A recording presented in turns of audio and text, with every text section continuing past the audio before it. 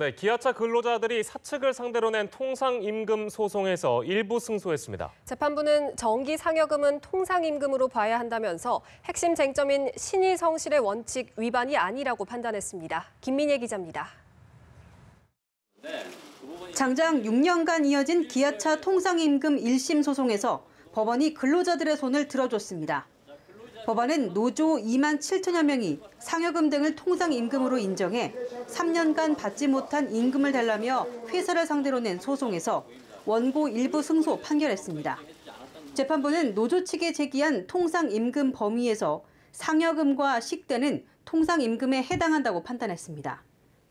이에 따라 노조 측이 청구한 1조 900억 원 중 4천억 원가량을 회사가 지급하라고 결론 내렸습니다.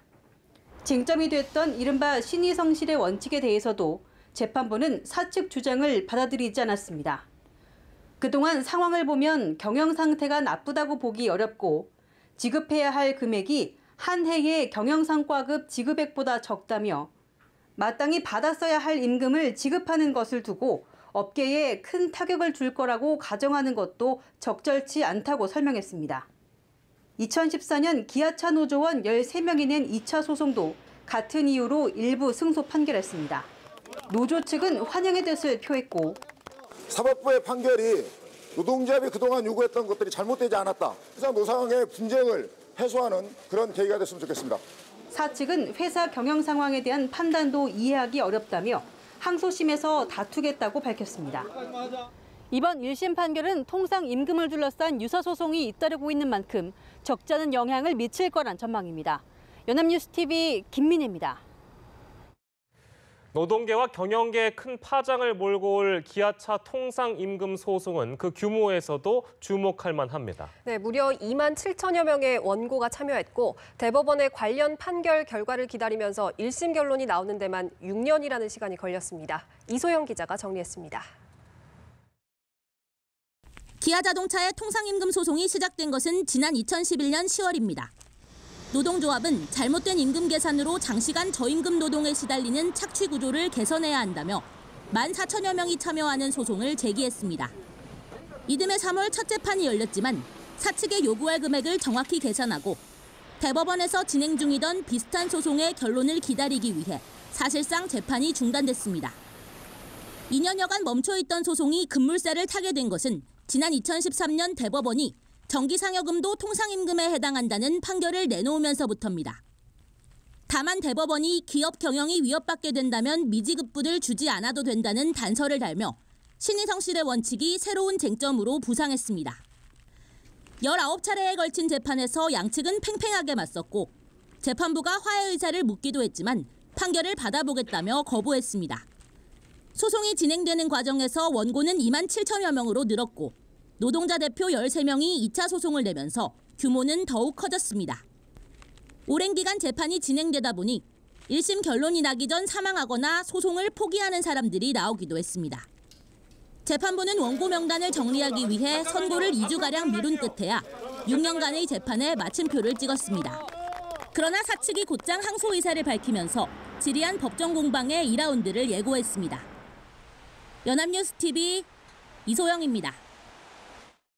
정기상여금이 통상임금에 포함된다는 판결이 나오면서 소송 당사자인 기아차는 물론 재계는 당황한 기색이 역력합니다. 네, 비슷한 소송이 본물을 이룰 것으로 전망됩니다. 이경태 기자입니다. 기아차는 정기상여금이 통상임금에 포함된다는 법원 판결에 허탈감을 감추지 못했습니다. 재판부가 기아차의 지급을 명령한 4,223억 원을 기준으로 볼 때 기아차가 이번 통상임금으로 부담할 비용은 1조 원 안팎으로 추산됩니다. 사측은 현 경영 상황을 고려할 때 너무 벅찬 수준이라며 즉시 항소 의사를 밝혔습니다. 상급심 결과에 따라 기아차가 부담할 비용 규모는 더 늘어날 수도 있습니다. 아직 1심 선고인 만큼 막대한 재원이 당장 비용으로 지출되는 것은 아니지만 이르면 3분기부터 회계장부상으로는 수천억 원의 영업 손실이 불가피해졌습니다. 재계도 충격과 함께 우려의 뜻을 나타냈습니다. 한국경영자총협회는 기존 노사 간 약속을 뒤집은 노조 주장만 받아들였다고 평가했고 대한상공회의소는 상급심에서 보다 심도 있게 고려해 판단해 주기를 기대한다고 밝혔습니다. 중소기업중앙회도 최저임금 상승 이후 이중 부담이 될 수 있다고 우려했습니다.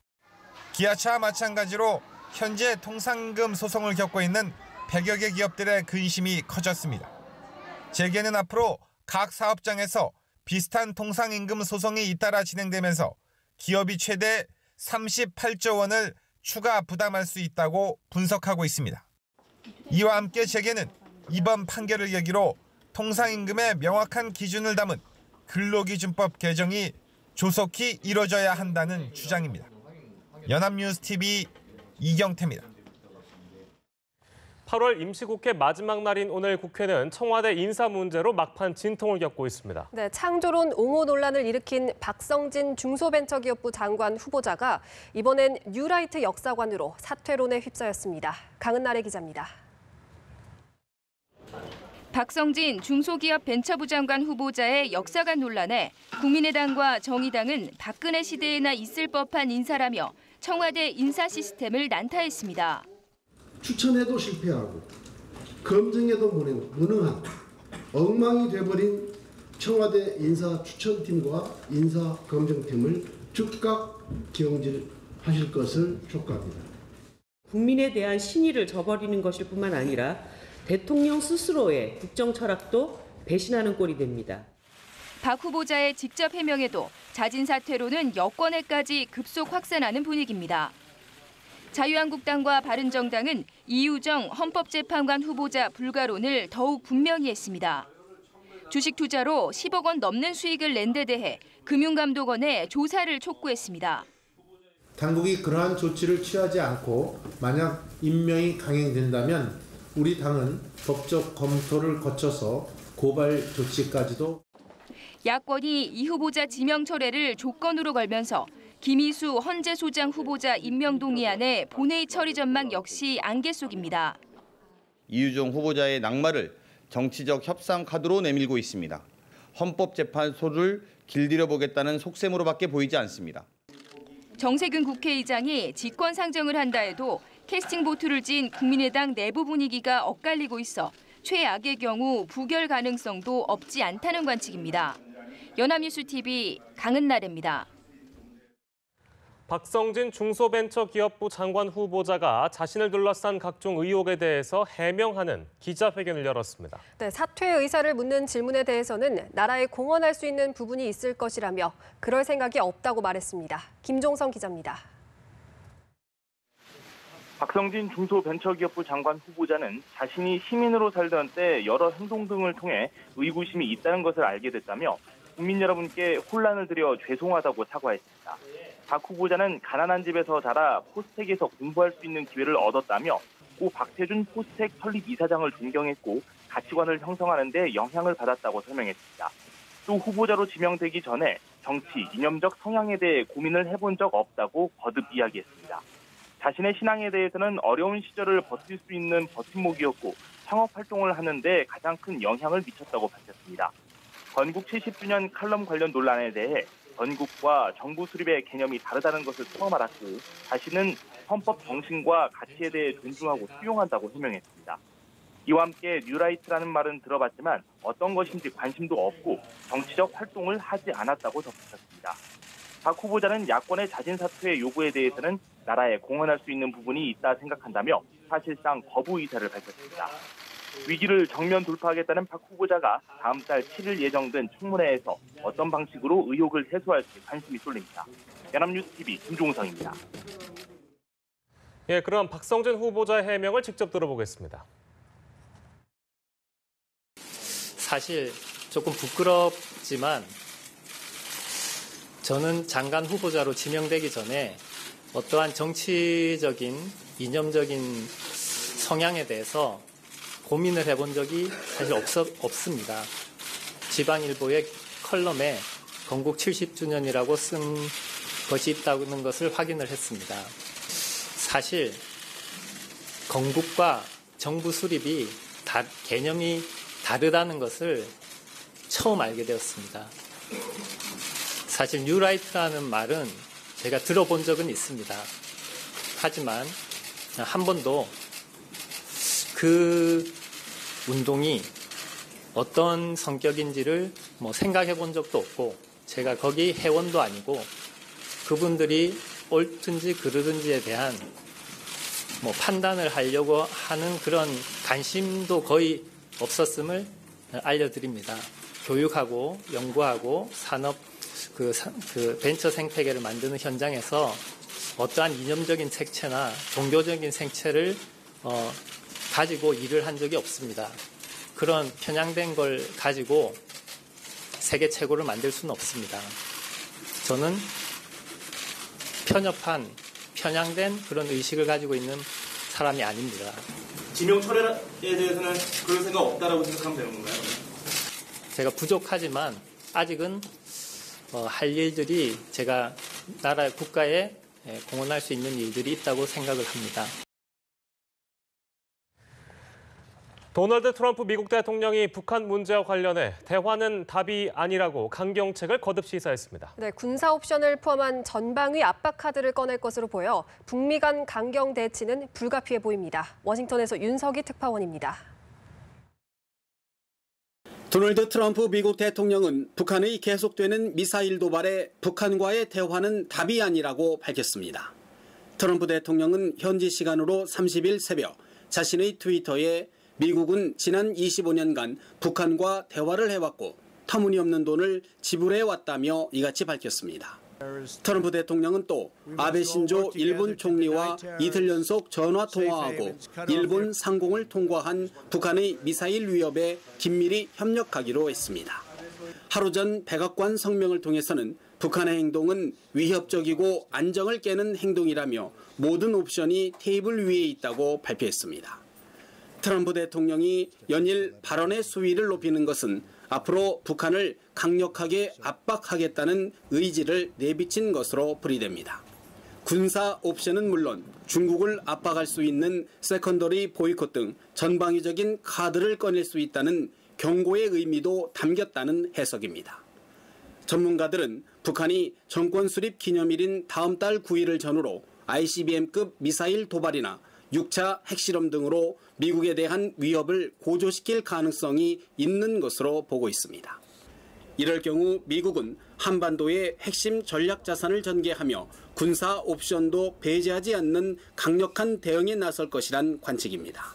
미 국방부 미사일 방어국은 북한의 미사일 도발 하루 만에 하와이 일대에서 발사된 중거리 탄도미사일에 대한 요격 실험에 성공했다고 밝혔습니다.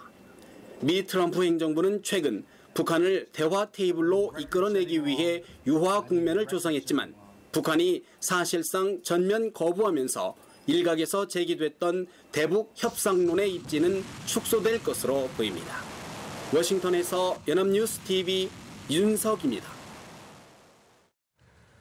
북한의 거듭되는 도발에 미국도 격앙된 반응을 보이고 있습니다. 네, 도널드 트럼프 미국 대통령은 대화는 답이 아니라는 말까지 했는데요. 대화를 통해 북핵 문제를 해결해야 한다는 입장인 우리 정부와의 공조는 어떻게 될지 관심이 모아지고 있습니다. 보도에 고일환 기자입니다. 부산에서 열린 동아시아 라틴 아메리카 협력 포럼 외교장관 회의. 36개국 대표 앞에서 문재인 대통령이 북한 문제에 대한 해법을 설명했습니다.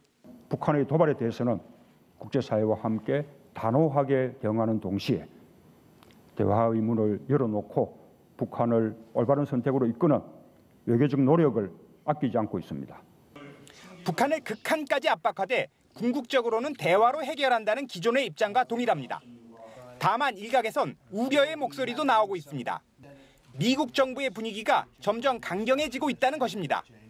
실제 도널드 트럼프 미국 대통령은 트위터를 통해 대화는 답이 아니다라고 주장했습니다. 이에 대해 청와대는 한미 공조에는 문제가 없다고 선을 그었습니다. 청와대 핵심 관계자는 북한을 최대한 압박해 대화의 장으로 이끈다는 한국과 미국의 입장에는 변화가 없다고 말했습니다. 북한의 거듭되는 미사일 도발에 미국이 강한 경고 메시지를 보내고 있지만 대화로는 유효하다는 설명입니다. 실제로 제임스 매티스 미국 국방부 장관은 트럼프 대통령의 발언과 관련해 우리는 절대 외교적 해법에서 벗어나지 않는다고 말했습니다. 청와대 핵심 관계자는 한미 정상 공동성명의 내용은 앞으로도 지켜질 것이라고 말했습니다. 지난 6월 한미 정상회담에서 발표된 이 성명에서 트럼프 대통령은 대화를 통해 문제를 해결하려는 문재인 정부의 노력을 지지했습니다. 청와대는 한미 공조를 더욱 강화할 방침입니다. 청와대는 문 대통령과 트럼프 대통령의 전화 통화 시기를 조율 중이라고 밝혔습니다. 한국과 미국이 흔들림 없는 공조로 북핵 위기를 해결할 수 있을지 관심이 모아지고 있습니다. 연합뉴스TV 고유란입니다. 경북 성주의 사드 기지에 주한미군 헬기들이 이틀째 집중적으로 물자를 이송해 발사대 추가 배치가 임박했다는 관측이 나오고 있습니다. 미군은 오늘 사드 기지의 헬기 5대로 공사 장비와 병력을 수송했습니다. 어제도 헬기 10여 대가 온종일 기름통 등을 매달아 옮기는 모습이 주민들에게 포착됐습니다. 소성리 주민과 사드 반대 시민단체 회원 등은 정부가 발사대 추가 배치를 발표하면 마을회관으로 집결해 1박 2일간 대동제를 열며 발사대 반입을 막을 계획입니다. 박찬주 육군대장으로 인해 불거진 이른바 공관병 갑질 실태에 대해 정부가 극약 처방을 꺼냈습니다. 네, 군 공관병과 골프병, 테니스병을 폐지하고 경찰서장급 이상 간부 차량 운전 의경도 철수시키기로 했습니다. 성승환 기자입니다. 문재인 대통령은 이달 초 이른바 공관병 갑질 사건에 대해 유감을 표하고 전 부처 차원의 갑질 문화 점검을 주문했습니다. 비단 군만의 문제가 아니라고 봅니다. 해외 공간을 포함해서 공간을 보유하고 있는 모든 부처에 대한 점검이 필요하다고 봅니다. 이에 정부가 즉각 불시 점검 등 실태 전수조사에 나섰고 국방부와 외교부, 문체부, 경찰청에서 57건의 갑질 사례를 찾아냈습니다. 국방부는 공관병에게 자신의 대학원 과제를 시키거나 호출배를 쓰는 경우도 있었습니다. 외교부 제외공간에서는 출장단, 관광 가이드를 시키거나 휴무일에 외박을 제한한 사례도 접수됐습니다. 정부는 갑질 행위 근절 대책도 함께 발표했습니다.